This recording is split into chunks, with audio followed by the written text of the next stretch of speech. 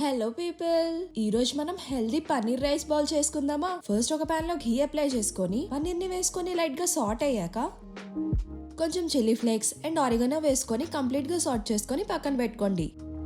ఇప్పుడు ఇంకొక కడాయిలో ఘీ వేసుకొని కొన్ని వెజ్జీస్ వేసాక కొంచెం సాల్ట్ స్ప్రింకిల్ చేసుకొని సాట్ చేసుకోండి.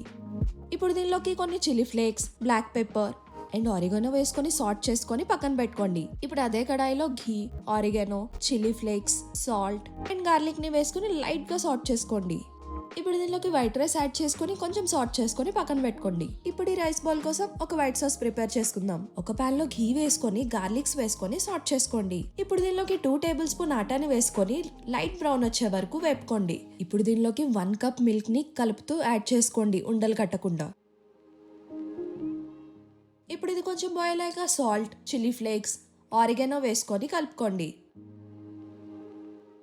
అండ్ లాస్ట్లో కొంచెం చీజ్ యాడ్ చేసుకొని ఫైనల్ ప్లేట్ని సర్వ్ చేసుకోండి. అంతే, మన tasty and healthy paneer rice bowl ready. మీరు కూడా ట్రై చేసి ఎలా ఉందో కమెంట్ చేయండి. మా ఛానల్ నచ్చితే సబ్స్క్రైబ్ చేసుకోండి.